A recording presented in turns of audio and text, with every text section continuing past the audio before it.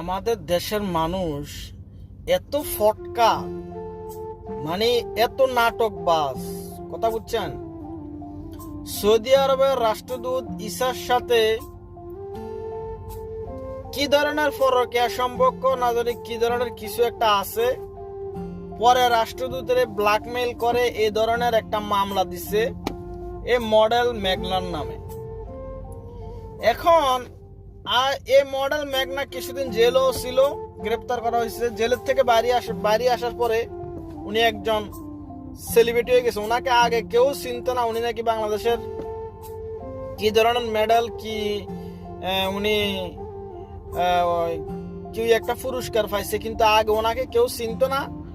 ওনাকে এই সৌদি আরবের রাষ্ট্রদূতের সাথে নষ্টামি করার পরের থেকে ওনাকে সবাই চেনে। এখন যতদিন সৌদি রাষ্ট্রদূতের মামলার হাজিরা দেওয়ার জন্য কোর্টে যায়,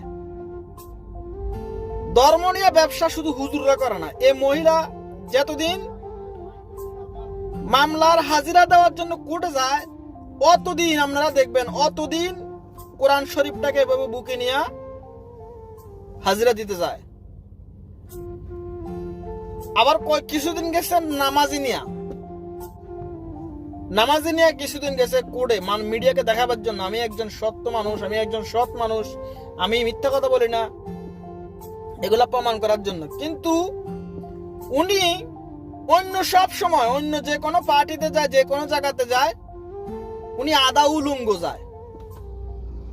উনার সব থাকে খোলামেলা। কিন্তু যেখানে যায় ফাঁসি গেছে, ওখানে কোরআন ব্যবহার করতেছে, ওখানে ইসলামের নাম ব্যবহার করতেছে। তো সেজন্য আমি বলবো, ধর্ম ব্যবসা করার জন্য যে আমরা একটা গোষ্ঠীকে বলি যে তোমরা ধর্ম ব্যবসা করো, আসলে ধর্ম ব্যবসা কিন্তু এটাও একটা ধর্ম ব্যবসা। আপনারা কি করেন? আমার সাথে কি আপনারা কি একমত?